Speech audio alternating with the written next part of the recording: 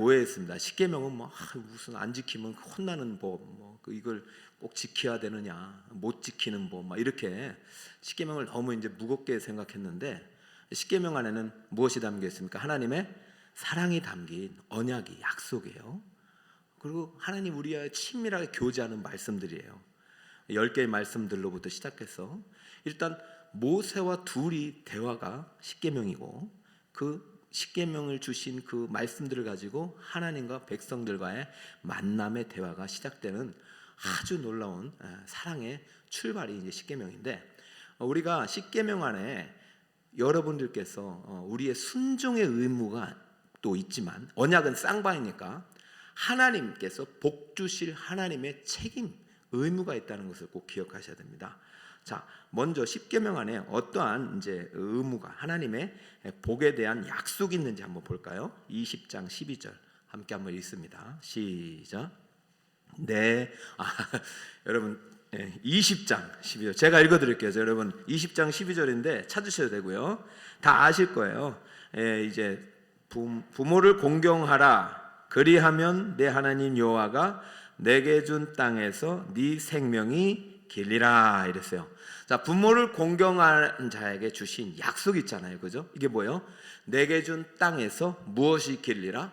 네 생명이 길리라. 할렐루야. 여러분, 부모를 버리거나 부모를 막 이렇게 거역하거나 그런 분들이 많이 없어요. 우리는 지금 이 명령을, 대한민국은 다른 민족보다 잘 지키는 민족입니다. 저는 우리 이 나라가 이 땅에서 빼앗기지 않고 수많은 외세의 침략, 우리나라는 한 번도 침략한 적이 없는 그런 나라예요. 얼마나 많은 침략을 당했는데도 땅을 빼앗겼습니까? 빼앗기지 않았습니까?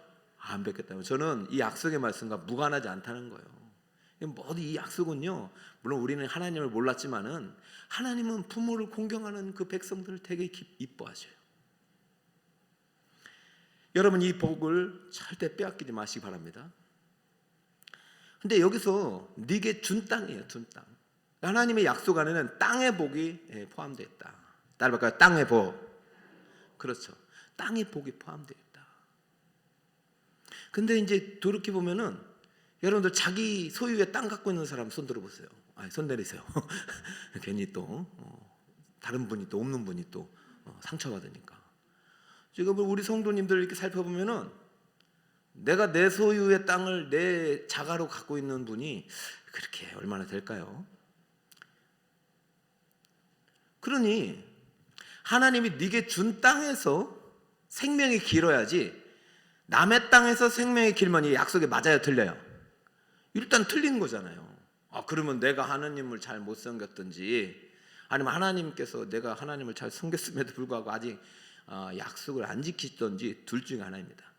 구약에서 볼 때는 앞에 내가 하나님의 법을 안 지켰기 때문이에요. 1계명, 2계명 하고 약속 있죠? 천대 이르도록 복을 주겠다, 은혜를 내주겠다. 이 은혜는요, 모든 복을 포함해요. 그리고 3계명, 4계명 가지고 땅, 이미 준 땅, 부모까지 공경하는 자에게는 내가 땅을 주겠다. 그 은혜 안에 땅의 약속이 들어갔다.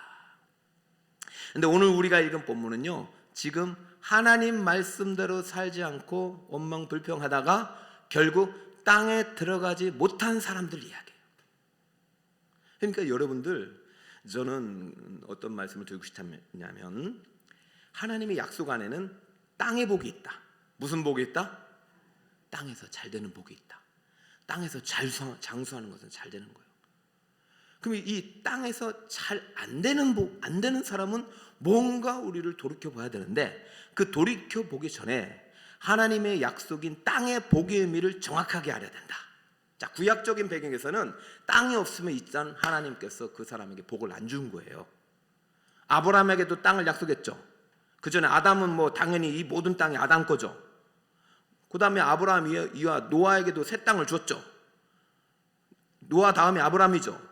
이삭, 야곱, 다 하나님께서 그 가나안 땅 주셨죠. 그리고 모세에게도 뭐라고 약속했냐면, 아직 땅이 없어요, 모세와 백성들은. 근데 무슨 약속을 주냐면, 내가 너에게 줄 땅. 뭘 가지고? 십계명 가지고. 하나님은 이미 줄 때부터 보면 준 땅이라고 해버렸어요. 20장 12절. 이게 십계명이 가나안 땅 들어가기 전이잖아요. 근데 뭐라고 했냐면 준 땅에서 생명의 길이라. 이미 하나님은 그냥 복 주기로 약속한 거예요. 그냥 작정을 하신 거예요.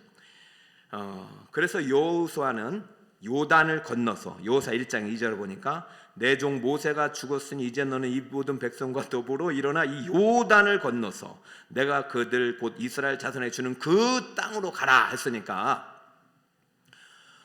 이 갓 땅으로 들어간 사람들은 이 복을 이제 물려받게 되는 것이죠. 근데 여기서 이제 우리가 퀘스천이 있죠. 자, 다시 한번 오늘 주제를 잘 생각하세요. 하나님의 약속에는 땅의 복이 있다. 무슨 복이 있다? 땅의 복이 있다.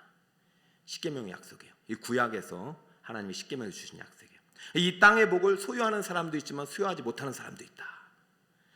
여호수아는 이제 백성들을 데리고 이 땅으로 들어가서 하나님의 약속의 땅을 물려받았습니다. 그런데 놀라운 사실은 여기에 누가 그 땅에 못 들어가느냐?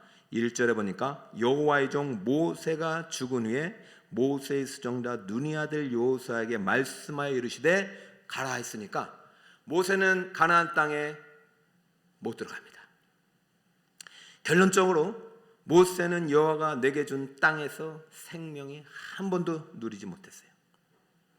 그러므로 오늘 이 말씀 속에서 우리는 이 땅의 의미를 다시 한번 해석해내야 돼요. 우리는 하나님을 믿으면 잘 된다, 복 받는다 이런 얘기를 많이 해요. 그러나 이 말의 의미를 여러분 이분법적으로 생각하면 안 돼요.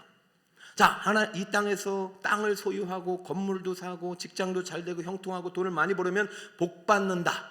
이것도 맞는 말이지만 이 땅에서 그런 거 없이 살아도 하나님 잘 믿고 예수 안에서 평안 가운데 하나님 주신 은혜 속에서 살아가는 사람도 복이란 말이에요. 그러므로 1차적으로 구약에서 말하는 복과 신약에서 말하는 복은 조금 차이가 있는데 구약에서 말하는 복은 100% 물리적인 땅이란 말이에요. 그러나 이것이 신약에서 오면서 땅의 개념이 조금 바뀌어요. 자, 이것은 달라진 것이 아니라 점진적으로 완전해진 땅의 모습으로 우리에게 복이 되어 온단 말이죠. 자, 예수 믿는 사람들은 어차피 이 땅에서 살아가요. 땅과 분리돼서 살아갈 수 없어요. 지금 여러분 공중부양하시는 분은 한 사람도 없어요. 하나님께서는 이 땅을 우리에게 복으로 소유로 주신 것이 맞아요. 그러나 구약에서는 이 땅을 언약 안에 주신 하나님의 복의 선물이라고 말하지만 신약으로 넘어가면서 이 땅의 선물이 복이라는 개념이 많이 사라지고 이 땅이 어떠한 땅으로 바뀌냐면 물리적인 땅에서 영적인 내세의 땅으로 바뀝니다. 자, 요한계시록 21장 1절 2절입니다. 잘 들어보세요. 땅이 나오는데 좀 바뀌어요. 안 되는 거죠? 그럼 잘 들으세요. 여러분 잘 들으세요. 오늘은 잘 됐다. 또 내가 새 하늘과 새 땅을 보니 처음 하늘과 처음 땅이 없어졌고 바다도 다시 있지 않더라. 내가 보매 거룩한 성 예루살렘이 하나님께로부터 하늘에서 내려오니 그 준비한 것이 신부가 남편을 위하여 단장한 것 같더라. 성경은 유비예요. 우리 여러분 모두 마지막 날에 재림의 날에 신랑 되신 예수님이 우리를 맞이하실 것입니다. 여러분 남녀가 결혼하면 어디로 가? 신혼집에 가죠. 그게 복이잖아요. 우리가 예수님과 언약을 맺었기 때문에 마지막 날 완전한 언약식이 저 천상에 이루어지는데 그때 하나님께서 복으로 주실 땅이 내려오는데 이 땅이 아니라 어디에서 내려와요? 새 하늘과 새 땅이 어디에서? 하늘로부터 땅이 내려와요. 여러분 이것은요 우리가 육적인 이성으로 이해할 수 없어요. 그날이 반드시 있단 말이죠. 오늘 되게 흥분했네. 그런데 땅만 오는 것이 아니라 그 안에 무슨 성이에요? 예루살렘 성이 오는 거예요. 집도 같이 오는 거예요. 여러분 이 땅에서 우리가 어떻게 살아가느냐에 따라서 언약을 얼마나 잘 지키고 하나님의 말씀 충성되느냐에 따라서 부르심의 상이 다르단 말이에요. 땅은 내려오게 돼 있어요.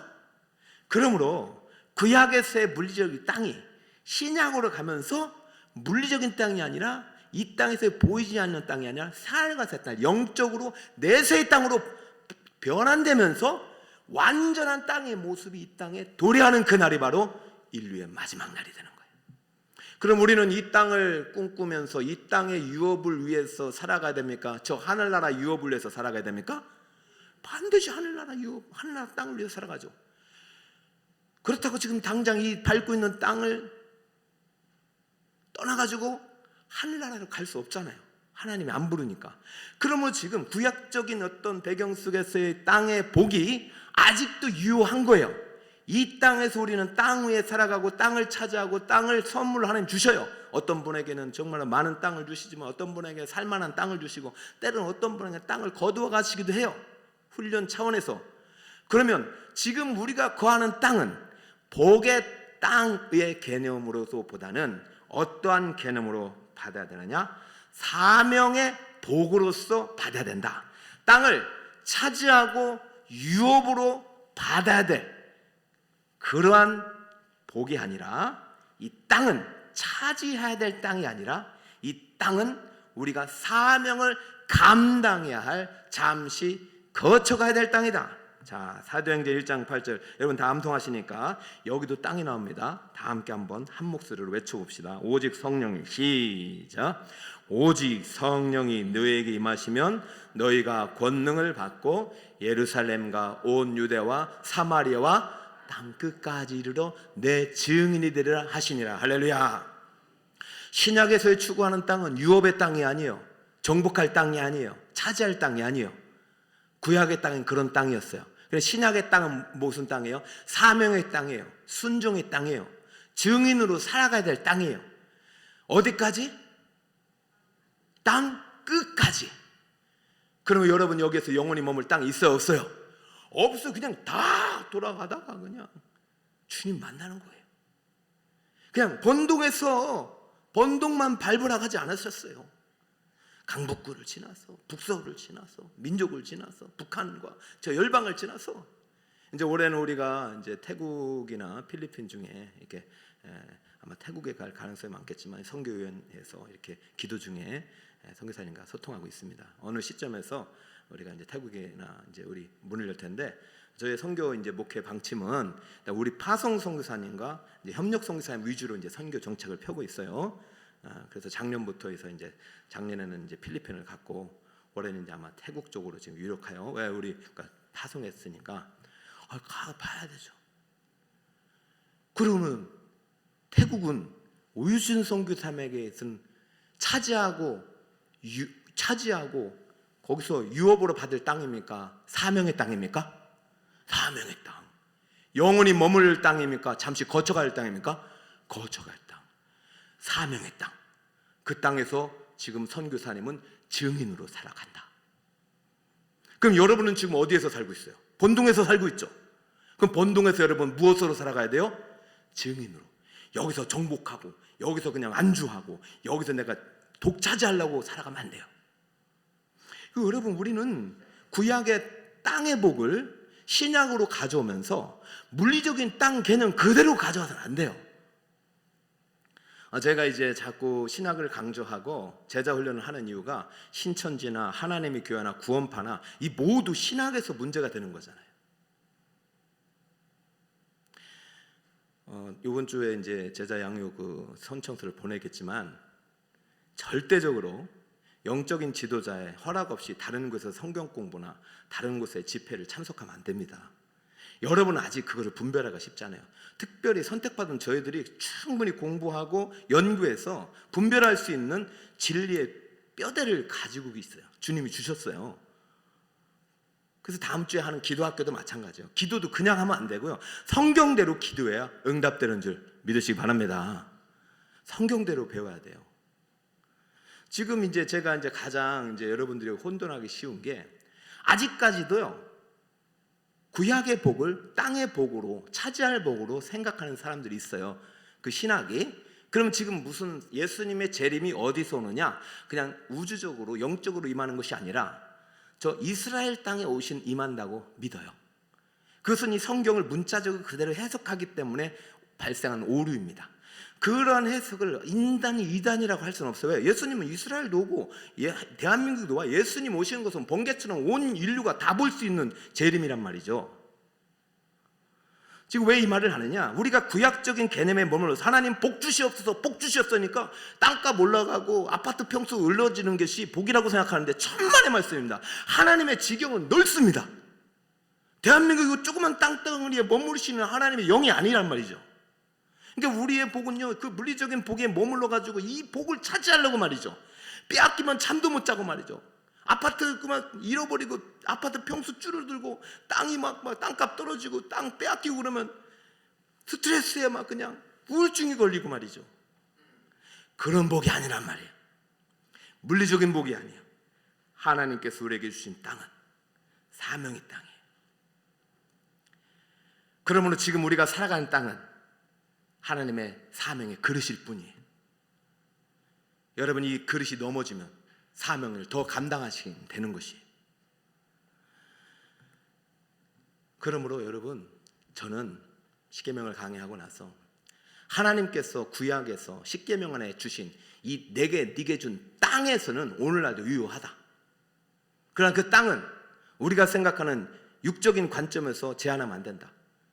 그러나 그 땅은 사명의 땅이기 때문에 어떤 사람에게는 재물을 얻을 능력을 줘서 많은 땅을 주실 것이고, 어떤 사람은 지혜의 능력을 주셔서 공부할 수 있는 학교에 보내줄 것이고, 어떤 사람은요 여러 가지 또 은사와 달란트를 주셔가지고 사명을 감당할 수 있도록 각양각처의 모습에서 여러분이 속한 땅에 다 들어가가지고 땅 끝까지 이르러 예수님의 부활의 증인으로 살아가도록 하나님께서 이 땅을 선물로 주신 줄 믿으시기 바랍니다. 가정의 집에 있는 분이라면 그곳에서 주님의 증인이 되시면 됩니다. 여러분의 학교를 주셨다면 여러분 생각해 보세요. 어느 학교가 최고 학교입니까? 물론 이제 부모들 마음은 다 똑같죠. 그래서 좀 더 좋은 환경에서 배우면 좋겠지만은 생각을 해보세요. 비행기 타고 올라가면요 63빌딩이나 1층짜리 초가상강이나 똑같아요. 우리는요 아주 그냥 난쟁이처럼 거기서 살면서 키재기하고 있어요. 빨리 깨달으세요. 물리적인 복이, 이 땅의 복이 아니에요. 땅은 사명입니다. 여러분이 주신 학교, 여러분이 주신 가정, 여러분이 주신 기업, 여러분이 주신 사업, 이게 다 사명의 땅입니다. 그곳에서 여러분이 주신, 하나님이 주신 말씀의 법에 순종하여서 부활의 증인으로 살아갈 때 하나님은 땅의 지경을 넓혀주시는 거예요. 지금도 구약의 복이 임해요. 물리적인 땅의 복도 임해요. 그러나 그것은요 영원한 복이 아니기 때문에 하나님은요 내가 원하는 그 한 가지가 하나님이 안 되는 사람에게는 잠시 그걸 제한하기도 하신단 말입니다.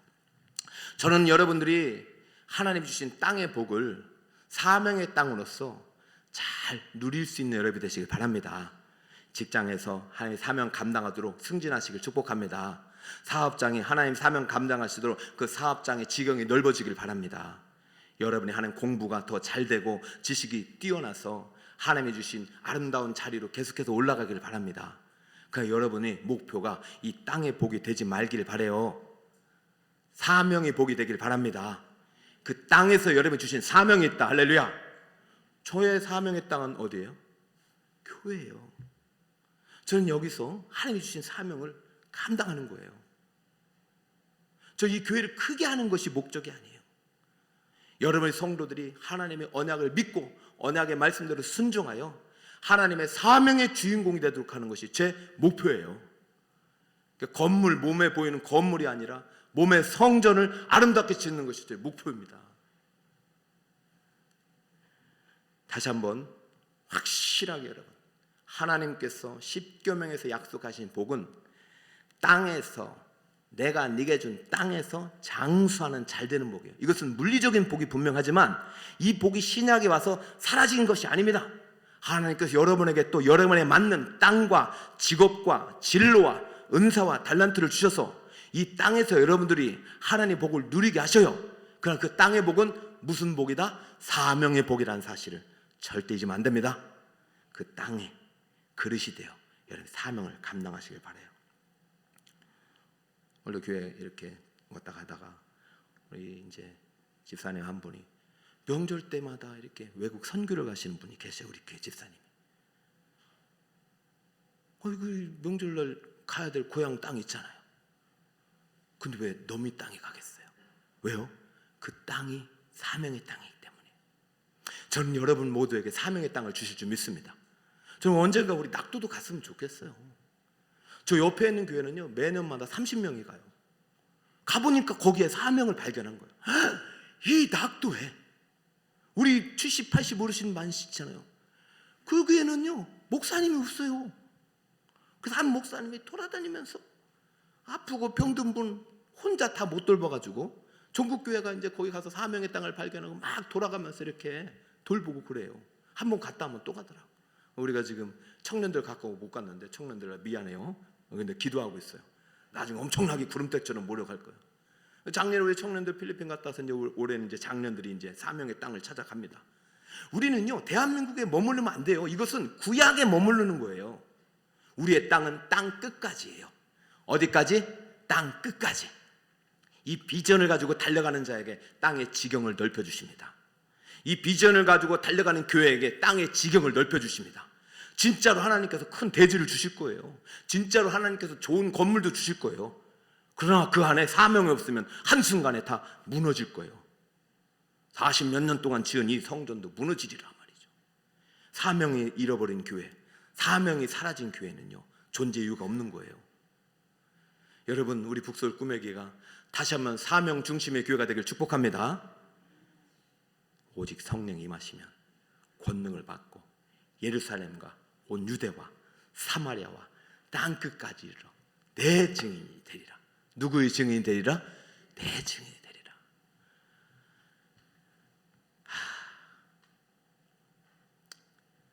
이 설교를 반 했는데 이게 설교 시간 다 끝나가지고 다 못하겠는데요. 오늘은 하나님이 제게 기쁨을 주셔요. 왜 그런 줄 아세요? 다음 주에 이제 이 기도학교를 이제 중부기도학교 하는데 저는 처음에 10명 신청하겠다가 낙심이 돼가지고 이게 그런데 오늘 보니까 60명이 돼요. 60명이. 그 지금 기도에 막 군사들이 막 몰려오니까 막 갑자기 힘이 나는 거예요. 힘이. 이야, 60명. 야, 그럼 1년 365일 이제 꿈이 아니구나. 우리 교회 이제 문 안 닫습니다.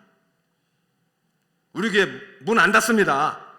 365일 열 거예요. 물론 제가 출근하지만 여러분, 저는 여기가 사명의 땅이지만은 여러분들이 있잖아요. 교회 오면 하나님 더 기뻐하시는 거예요. 근데 그게 너무 기대가 돼가지고 오늘 이제 반밖에 못 했는데 그래도 마쳐야 되겠어요. 자, 오늘 반만 했는데 뭐냐? 자, 하나님이 주신 언약 안에는 무슨 복이 있다? 땅의 복이 있다. 그 땅의 복은 구약에서는 물리적인 복이지만 이 복이 신약으로 가면서 영적인 복으로 변환됐다. 완전히 바뀐 것이 아니라 이것이 확대되고 지경이 넓어지고 장차 재림의 때 새 하늘과 땅의 복과 일치가 된다. 만난다.